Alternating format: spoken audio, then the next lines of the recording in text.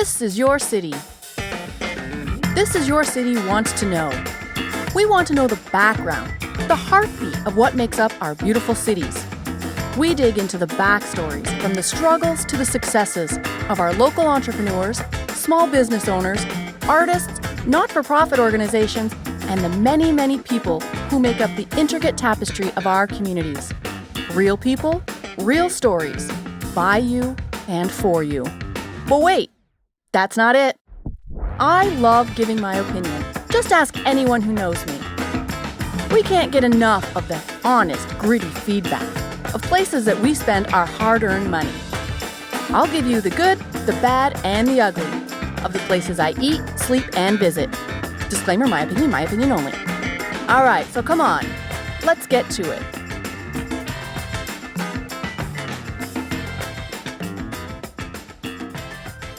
Hello, everyone, and thank you for tuning in. This is Kimberly Wardell, your host. And as I stated in the intro, I want to bring you a more in-depth, a more personal look into the inner view of the lives of the people in our cities and our communities who bring it to life. And my guest today is someone who, after sitting with him or after hearing him speak, you have no choice but to walk away feeling like you can take on the world, you can change the world. Or humbled, if you will, in such a positive way. You feel humbled after speaking with him. And he has so much going on right now, and he has no signs of slowing down anytime soon. This man has worked with some of the toughest, hardest criminals in our prison systems as a corrections officer with Corrections Canada. He's a personal trainer, he's an author, he's a public speaker, and all in all, he's just a great human being. And I don't want to give it all away, so why don't you see for yourself? And let's welcome the man, the author of Big Dog Front Seat. I got to give you an updated copy on that. And speaker on SelfEsteem and NeuroLinguistics, Mr. Rod Foster. Hi, Rod. Thank you for joining us tonight. How you doing? How are you? I'm doing well. I'm blessed and unstoppable. You're blessed. I love that. Yes, you are. See, you're encouraging and motivational already, 2 seconds in. You're doing well? Yes, I'm doing well. Awesome. So, Rob, I thank you. I know you're busy, so thank you for being with us here. What I like to do, I like to kind of go backwards in my interviews, kind of like a time machine. So when I see that you teach courses and you work on online coaching systems and programs on self-esteem and NeuroLinguistics, it kind of shows me that something must have prompted that for you to be an expert in that field. Was that something that you struggled with as a child or as a teenager? Yes. We're going to go back to as a child. I guess ultimately one of the things is a human need is to feel a sense of belonging. And one of the things is growing up in Stony Creek, great town to grow up in, a lot of great friends and great experiences. But one of the things that no one prepared me for is being somebody who was unique and different and visually. So when I was in grade 3, this is one of the first situations I had. When I was in grade 3, I remember saying to the teacher at Christmas time, I said, when I grow up, will I turn into a cherub? Because everything decorated was, white cherubs all around the room. And I never seen anything that depicted who I was. And so it was trying to find that sense of belonging. And you got to remember, Saturday morning, it was huge for somebody. If you're at the ages of 5 to 13, Saturday morning was huge because it was cartoons, right? And all the superheroes and all the main characters didn't reflect who I was. So at an early age, without knowing it, it affected me because I was trying to figure out, where do I fit in? Grade 5 was one moment where I'll remember to this day, it's like it was yesterday. I remember at gym class, something happened about these girls. I like these girls, but they liked 2 or 3 of these other guys, and they had feathered hair and, the tight jeans. And I remember saying in the mirror, I wish I was white. Like I literally said, I wish I was white. Because at the time, white stood for beauty and acceptance. And for me, I wasn't that. And I couldn't become white, right? And again, it just got different as I got, grade 7 and 8, and then going into high school, being introduced to a whole new, different set of crew. And I was, again, one of maybe 3 Black students at high school. Now, one of the things is people didn't, and I always say, I don't use the word racist. I use more bigoted or discrimination.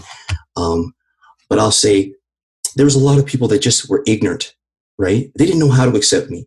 So I was part of a popular group, which protected me. So I was, athletic. So I was in a jocular group. And then socially, people thought it was cool, right? Because if you're Black, you're just, hey man, that guy's cool, because I like to dance. So those are 2 things right there at a young age you're accepted for, right? But when it came to education, it was funny because I got blocked in certain categories without the teachers really knowing me. It was just really weird. Like even in grade 12, I got letters from Mohawk and Ryerson, and it's funny because I never applied to these colleges, and nothing wrong with college. College is amazing, but I applied to universities. My guidance counselors told me there's college students and university students, and Rod, you're not a university student. Are you serious? Yes. And so, of course, if you know me, once I graduated from university with honors degree in commerce and labor studies. I took my degree and went and saw Miss Louie and Mr. Jackson. And if you're listening, I gave them the certificate, and they said, Rod, we knew you could do it. Oh, right. No, you didn't. You said, you applied to colleges. Did you confront them with that though? Did you say, no, you didn't? Or did you just say, thank you? No, I said, no, you didn't. But they're older because there was, that was like 5 years after the fact. Yeah. They said they can't remember. I said, you don't remember doing that. But in the end, I said, you were my motivation. Right. You were definitely my motivation for me to remember getting through that. And that's one situation, one of many. But again, going back is the issue of having a sense of belonging. I just wanted that sense of belonging. Everybody, I assimilated. They call it code switching now, right? Where people will code switch. Like, for example, the way you talk to your husband or your kids at home is going to be a lot different than you talk to the congregation at your church, right? For Blacks, a certain way again, you talk a certain way, but then in mainstream society, you talk a certain way. Right. Well, I assimilated without even knowing it. I played hockey for 13 years. I was the only Black. If you look at all my pictures, I'm the only Black kid in all the. I didn't think of anything different except when I played tournaments, and I went to other places. And the first thing parents and people were yelling was, they were calling me names. I remember my mother had to leave the arena a few times, saying, "Rod, you sure you want to play hockey?" I said, yeah, I just wanted to play because all my friends wanted to play. So it was weird. I didn't understand why. Like the first thing people saw was my color and then a negative connotation to it. And so it was really weird. So I assimilated. I listened to rock and roll music, Kiss, a ton of Iron Maiden, a ton of assimilation I did. It wasn't until Rob, I'm just going to interrupt you for 2 seconds. I'm sure. But you just said something and it brought back to a thought. You and I had a conversation at one time. Right. And you had said, like you were saying when you were playing hockey. Yes. It wasn't anything different because your friends were playing, so you wanted to play. Yes. You said something before. You didn't know anything was different until you were judged. Yeah. So somebody along the line, like in that hockey rink, started calling you names, your mom had to leave. How painful would that be for anybody? That's bullying straightforward. But until somebody judged you. Yes. And that's so true. Sometimes being different is good. I always tell my kids being different is good. But when that being different is a negative connotation and people start judging you because of it, that affects you on an internal way. You probably didn't show that outwardly at first, but it was probably doing something to you inwardly.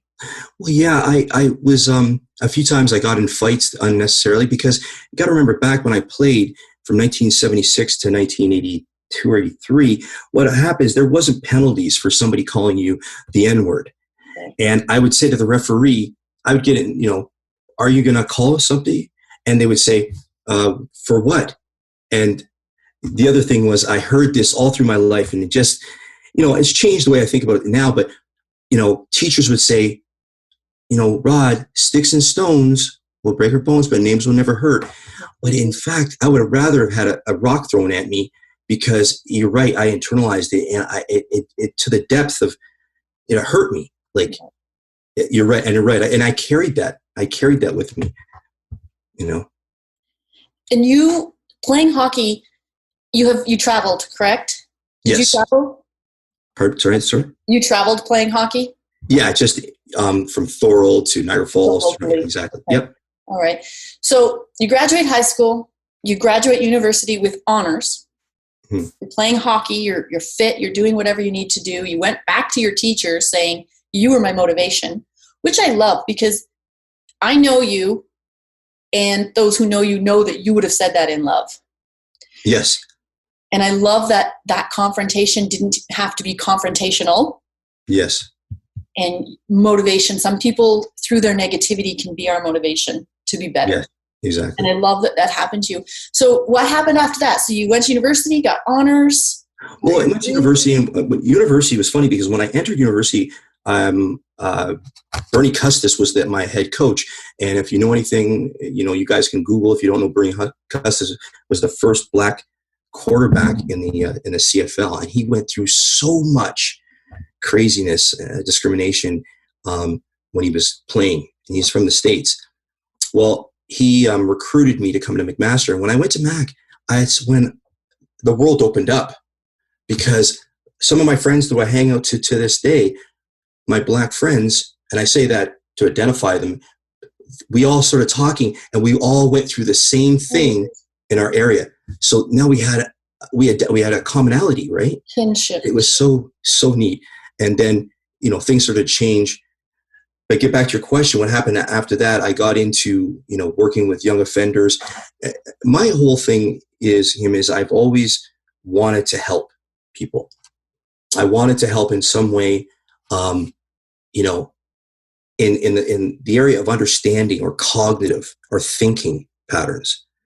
Because that's the one thing, if I was to go back and talk to myself, it would be to talk to myself about my mindset. Right. I wanted to instill my mindset, because you're right. Somebody would have called me a name. And if I thought about it now, if somebody calls me a name now, it's kind of laughable, because I teach people to become the master of their circumstances. And so I would then take that and say, you know what, Rod, don't give them the power, right. Control that power, breathe, and just, and ask them why would you call me that? Right? Because it's so funny, because I've had that conversation. Why do you have to call someone a name? Like, the moment there's an issue, you see their difference, right? Somebody cuts you off on the road and they say, oh, that, somebody who's East Indian or Native American or, Native North American, anything along those lines. And then they see their difference right away. Imagine if you said that if somebody cut you off and they were disadvantaged or disabled, and, you yelled at them, hey, you crippled, like, what the, like. Yeah. And when you would stop somebody and ask them that question, like, why would you say that? Does that stop them in their tracks? Do they start thinking, or do they become defensive? Or both, I suppose. No, that's part of NeuroLinguistics, is because you want to talk about the pattern of thinking. So when you say that, cognitively, they're thinking, why did I say that? Right? And, it's like you ask them, why did you do that? Why did you say that? Instead of getting into it with them, and then it becomes blown out, crazy and blown out of proportion. But those are the things I've had to learn. That's why I wish I could see myself back then and talk to me and say, you and affirm me and say this, Exactly. So working in the system, in the prison systems, you were with young offenders? Well, I worked for young offenders for 2 years, and then I became a federal parole officer. You say correctional officer. Nothing wrong with correctional officer, but I was a federal parole officer. Oh, Yeah. I apologize. So I worked in the community. When you did your sentence, when you came out into the public, I was the person you had to report to help with reintegration back into the community. Okay. Right. So those 2 years that you work with the young offenders. Yes. I can only imagine it's a spectrum of everything being done, right? Every crime, but they're young and, Yes. They still have a future. They still have hope. I know a lot of people like to say they're hopeless, but nobody's ever hopeless. Nobody's So hopeless. did that start you thinking, because you're watching them, you're watching their patterns, you're watching their way of thinking, probably wondering, what got them to this point. And I'm sure you've had conversations with a lot of those youth, and you noticed these thought patterns and self-esteem. Yes. A lot, and I'm not trying to be judgmental here, but I would understand that a lot of people in the prison systems are with low self-esteem of themselves. Yes. They've grown up in some dire circumstances, without a lot of support and love. Not all of them, but a vast majority.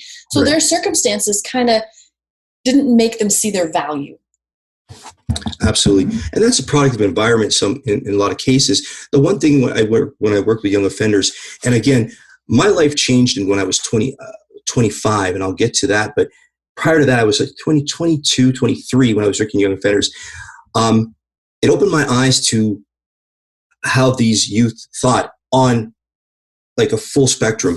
And I worked with level 1 and level 2. Now they've changed it under the Juvenile Delinquents Act, right? And the Young Offenders Act, they've changed the wording of it. I saw a few suicides.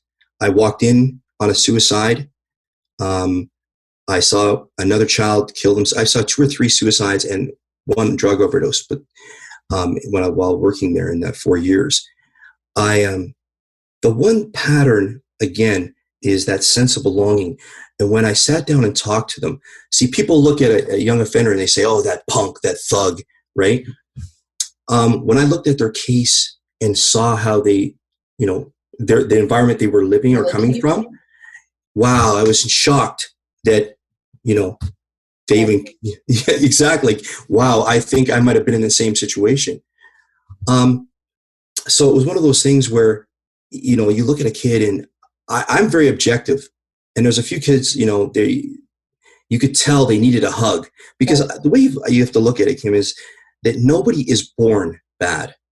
And nobody's born bad. You look at this baby and say, you're going to be a lot of the stuff is conditioned through them. And again, sense of belonging, some of these kids joined gangs because the gang accepted them. Right. Right. And so a lot of these kids, it was incredible. Like, they all were very powerful. Like, each one of them, I remember the story. Like, you have me thinking now, because some of these kids, I would have the greatest conversations and how they looked at the world. And, they just wanted to be given a chance, and they made some mistakes, but they wanted to give me, be given a chance to make it. And some of the circumstances, because of their parenting, they didn't have that availability. Do you think this is where, was it subconscious or conscious, where you thought maybe this is where I want to go and be a motivational speaker? This is where I want to go. Exactly it. I got into the RCMP. I accepted into the RCMP to go to BC, and I was accepted into federal parole and started in Ottawa, and I transferred to Oshawa. And I thought, you know what? It was either policing or parole. And I thought, policing, yes, serve and protect, and that's great, but I thought I want to deal with more of reintegration. How do I get people back into the community? Because you got to remember, when you're dealing with parole, you're dealing with, parolees that are forgotten population, because they did their crime 15, 20 years ago. Let's say, I've had a few cases that they've murdered in the 80s, and now they're coming out.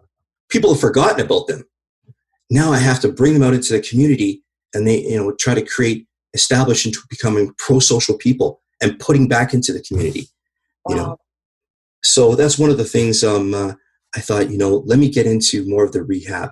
Now people think I'm stupid. Like, why would you want to work with those guys? And no way. It's empowering. They need somebody to empower them. They need somebody to say, okay, you made a mistake. You paid for your mistake. Yes. We are all forgiven and we should forgive. It doesn't work like that. I understand that. But you have a chance to now go into society, become a productive member of society, use what you've learned to help other people. And here you are, you're put in that place. I think you made a great decision, not that being a police officer is not, but we need more positive people to say you can do it. Yes. And you were there to help them do that. Well, that's very powerful. Is my caseload, my caseload was sex offenders.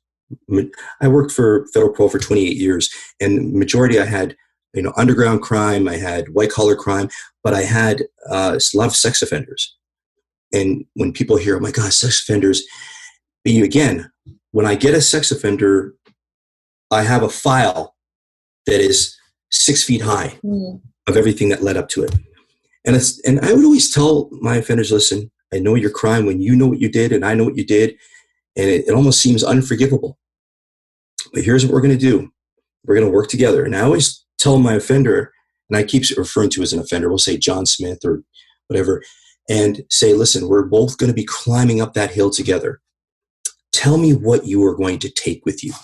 I would say, well, now again, we're climbing up this hill together. Now, I need you to put the TV down and the stereo set, okay? Because that's going to weigh us down. You're going to take what we need, the basics, to get up that hill.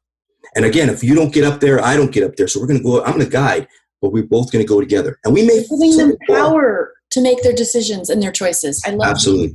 that. Absolutely. Wonderful. And so you did that for 28 years? Yes. What made you switch? Where did you switch to from that? When I was 25 years old, Audrey Brown, I went to a conference in Toronto. I met one of my mentors, Dr. Lee Johnson. And he is out of New York City, and he ran a program called Strategic Learning Systems. And that is the same as NeuroLinguistics, but they had a different name.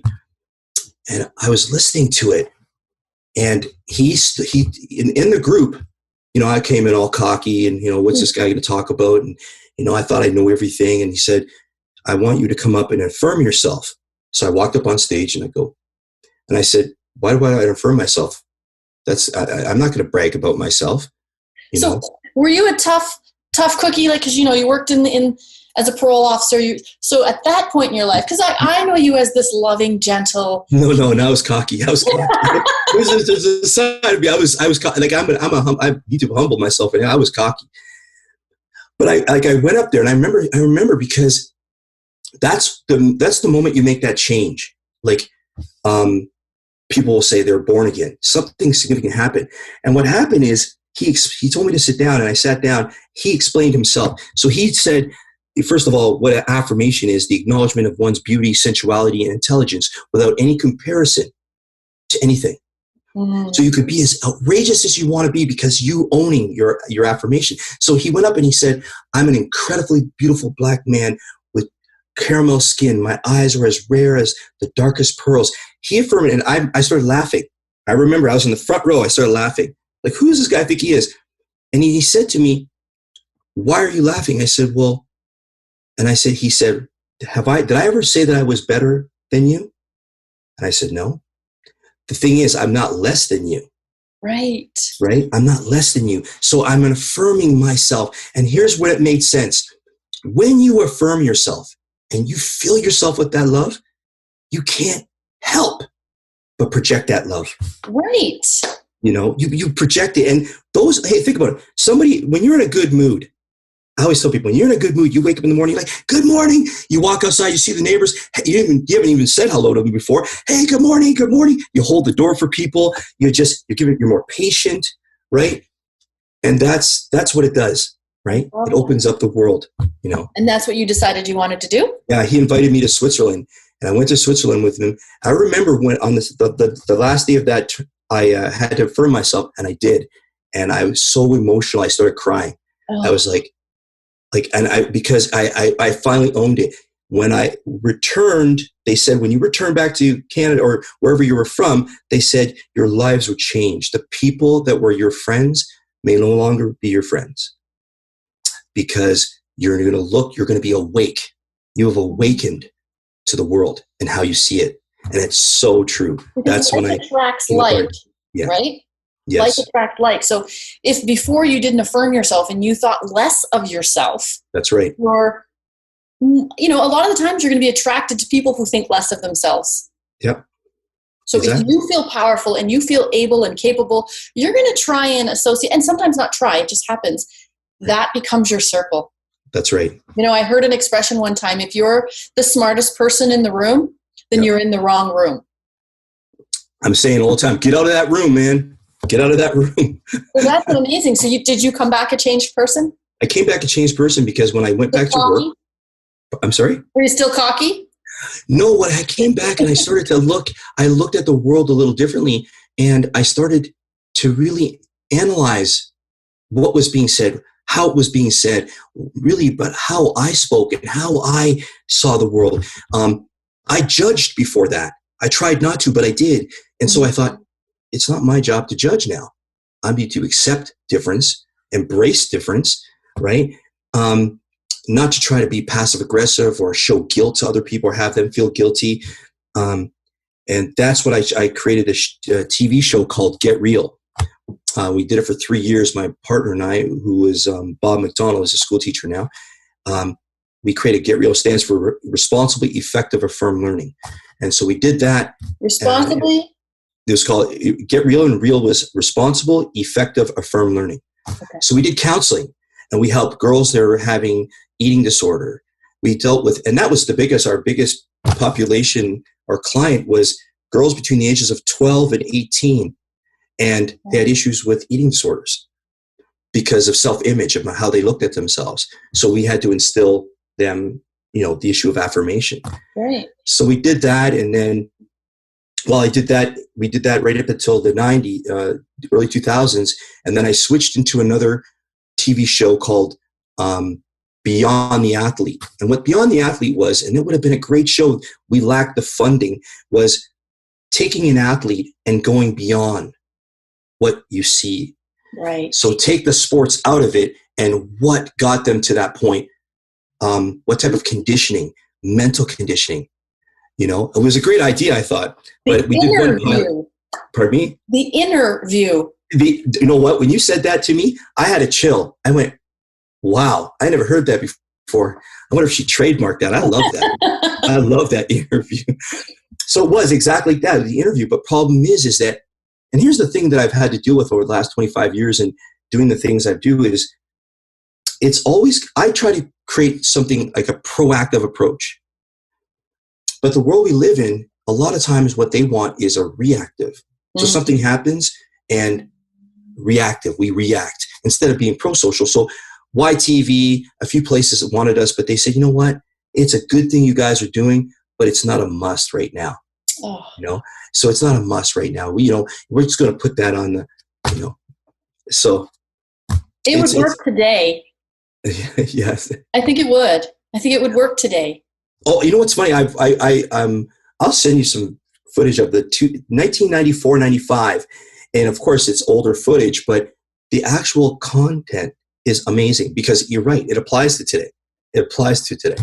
I mean, I think it applies to every day, every decade, every age, but we're learning so much more as we go. Yes. And people are accepting of things. Well, we hope anyway. We're changing our mindset, hopefully. Yes. So I want to get to, because I don't want to run out of time before we get to what's going on and your book and your coaching on Esteem and NeuroLinguistics. I want to get to that so that we don't run out of time on that. Okay. You became a personal trainer. You owned a gym. Yes. I mean, just looking at you, you're an in-shape guy. You're buff. You're in shape. I got a lot of injuries, man. I got a lot of injuries. And there you were still helping people. So yes. Everywhere you kind of went in your career, there was always that, it seems like you had that mindset of helping somebody, because even with your physical being, it's mental. It's mental. It's all mental first, right? I think, 80% mental for sure. Right. So you everywhere you went, you were kind of in that realm of helping people better themselves and understand their mental capacity. That's it right there. You just said it. No, I'm kidding. No, you just said it. Like I became a coach. I coached basketball for 15 years, and I coached travel in high school. And at that time, that was till 2014. But in the midst of that, I opened up a gym because I was a personal trainer since '94. I was a spinning instructor and step aerobics and stuff. And I decided to open up a gym called Aftershock. But part of the issue of Aftershock was I really wanted to delve into the area of cognitive. I wanted people to come into the gym and understand that they had self-esteem. And we're going to get them to feel good about themselves. Because a lot of places, they pry on the vulnerable, right? You know, I want to lose 15 pounds or 20 pounds, and maybe my husband will love me better. And, you know, I want to do this and this. And I'm thinking, you know what? When you come in, you got what it takes, right? You know, and I wanted to work on that aspect more than anything. And that's why when I teach boot camps, I'm so into it. And I've always said this, I would do it for nothing because I just love the area of empowerment. Right. And to be able to make somebody, and when you look at somebody's eyes and they're doing it and you're there just pushing them and they're like, thank you so much. No, I'm like, no, thank you. Thank you. You know? And then where did Big Dog Front Seat come in? That's the book you wrote. It's funny. My wife at the time, we used to see this all the time. You would see at a gas station, dogs in a car or a truck. It always seemed like they were in the front seat. Somebody's putting gas in the car and you see the dog behind the wheel. She said, Big Dog Front Seat. I said, you know what? That's going to be an incredible idea for a concept. And more of a metaphor, or an analogy, more of a metaphor in the sense that we want everybody to be the big dog in the front seat. And, you know, big dog, you know, it doesn't mean based on size, but it can mean consciously. Mm-hmm. And a front seat is life. Right. Nobody should be in the back seat. Everybody should be in the front seat, driving the vehicle, which is life. Right. So that's where the concept of the Big Dog Front Seat came in. And I'm using that. It's more of a leadership program to get kids in the car and then moving them from, you know, back seat to the passenger seat. And teaching them how to drive. And teach them how to drive. I love that. So that's going to be more of the leadership program. I love that. Now, if you don't mind, I'm just going to go through. I won't go through too much because of time, but you got version 1. You don't have this one, eh? I don't. Okay, I'm going to have to send that to you. Yeah. So there's two. I mean, the whole book is great, and I do recommend everybody go out and get this. They can get it on Amazon. We'll go into that after. But so there's a few things on here. There's one chapter, and I believe it's chapter 2. It's the real communication strategy. That resonates with me because, you know, I explained to you, my husband and I are doing marriage counseling to try to learn how to communicate with each other. And I think every married couple should do. Absolutely. You know, don't wait until you're thinking of divorce, which we're not. I just want to make that clear. But we're just trying to learn how to communicate with each other better. I think it's coaching more than counseling. Right. And this chapter really resonated with me because we are both two different styles of speaking. Our love languages, if you will, are different. And so reading this, I encourage everybody to go out and read chapter 2, the communication strategy, but how you say things and how the other person interprets right. it. You have this in the book. And I can't go through the whole chapter, obviously, for time's sake, but chapter 7 I must get into. The name of the title of the chapter is I Was Blind, But Now I Can See. And I am a person who fails daily at most things, but I try to be a better person every day. And I'm an accountability person. Just be honest. There's no reason to lie, and just take accountability for your actions and your words. And this chapter, I read it.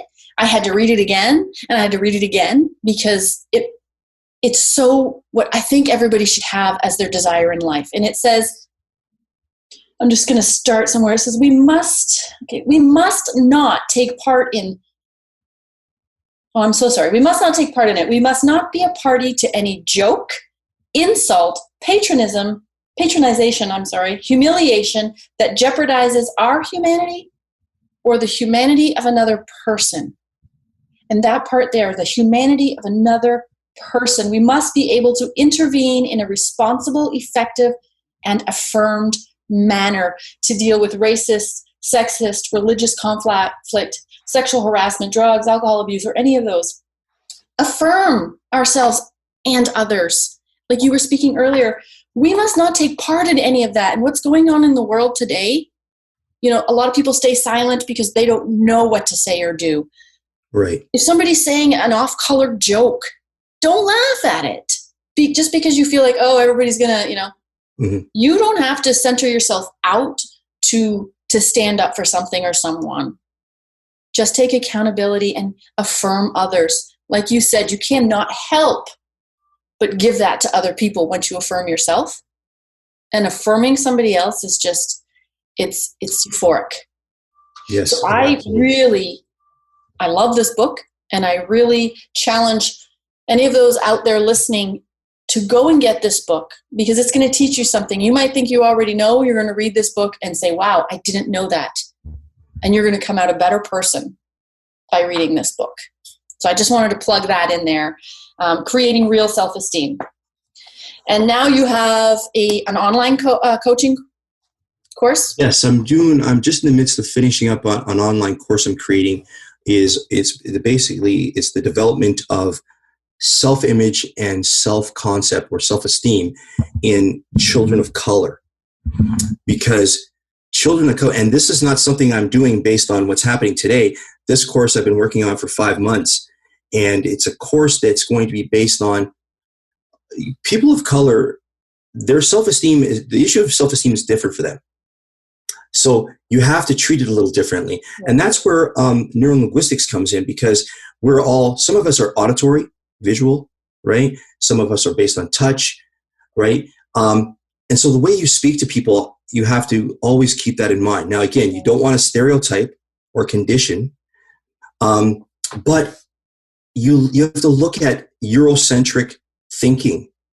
Like the way we are in society everything is Eurocentric.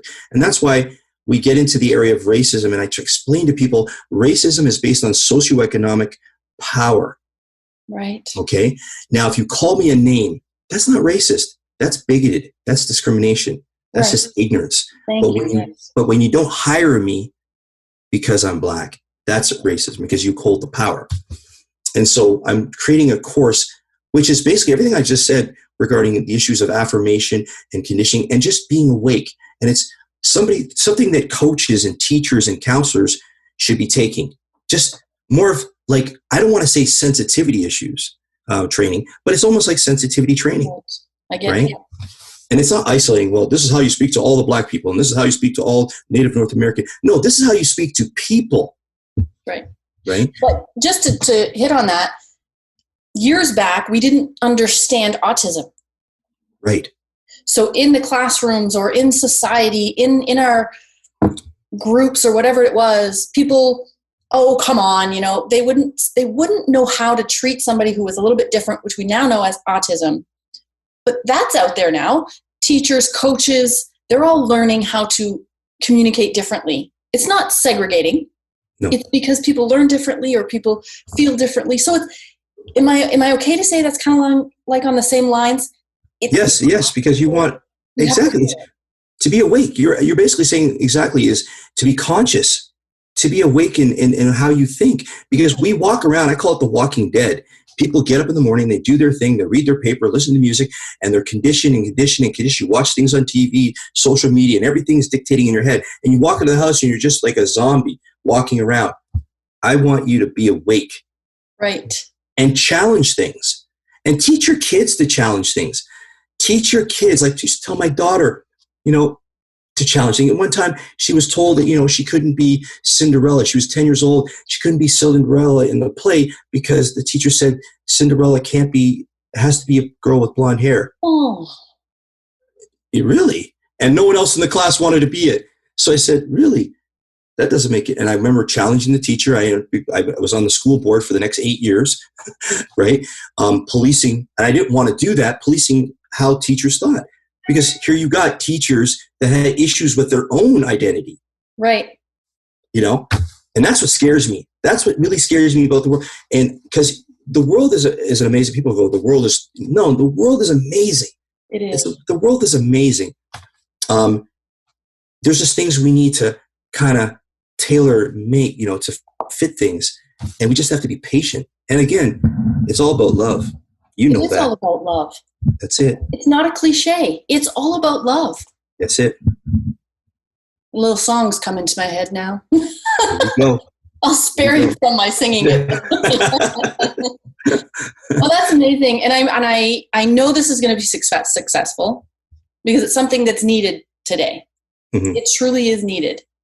Well, I can help one person, then hey, my job's done right there. And it's like that domino effect. You help somebody, they're going to, you're going to teach them how to go forward and help someone else. Yeah, absolutely. Going. And it takes one step at a time. It begins with you. It begins with me. Absolutely. If we want to change the world, we have to look within and our self-esteem and our self-worth. Yes. So I want to thank you for taking this on. I know it's a heavy project, maybe not for you because you're so passionate about it, but it's something that, we've been trying to get into people's brains for a long, long time. Well, thank you. Don't stop. Keep doing what you're doing. And do you have anything else going on? What's going on in the future? Another book, Well, I want to create a campaign. I want to create it's going to be, look for coachingselfesteem.com. That's the name of my website. And what it's going to be is it's going to be a hub for parents and teachers and coaches that, looking for something or resources. So I'll offer articles, courses they can take, and things just to give them that more tools for the toolbox. Right. So just create some sort of central unit for people. And again, it's something that I'm always trying to add to. Okay. I love to read. So I'm always reading on new concepts, right. And things like that. So.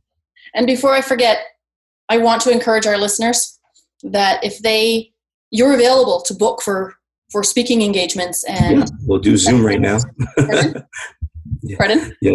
We'll do Zoom right now. We can't because social distancing. Right. But that's just the way of the world right now. You're available. Absolutely. And they can get you at, you said coachingselfesteem.com. Yes. They can find your book at bigdogfrontseat.com. Yep. They could find it on the website or amazon.ca.com. Right. And if they want to book you for any speaking engagements, motivational engagements, and might I say, I have seen you in action at a youth conference that we had. ICE Youth Conference, Inspire, Challenge, Encourage. It was fantastic. It was phenomenal. And so having seen you in action, I can vouch for you personally and say, folks, just book him. You won't regret it. And so any other way we can get a hold of you if they need to book you? Put the bat signal out there. Put the bat signal out there. They can also contact me at thisisyourcity.ca. And if you want to reach out to Rod Foster on his own coachingselfesteem.com or thisisyourcity.ca, we can get you in contact with him. Thank you so much for joining us tonight, Rob. Thank you for your time. And Rod, keep up the good work. Well, thank you. Keep up the positivity. We need more of you, especially in today's world. Thank you for sharing your story and being vulnerable with us. And as for me, you can find this episode on anchor.fm/thisisyourcity or thisisyourcity.ca and many other podcast platforms. I appreciate you. Thank you. Reach out anytime, and who knows, you could be the next guest on This Is Your City. Don't forget to share, tweet, like, send a letter, call a pigeon, whatever it is. Get This Is Your City out there, and we'll talk to you soon. Stay blessed.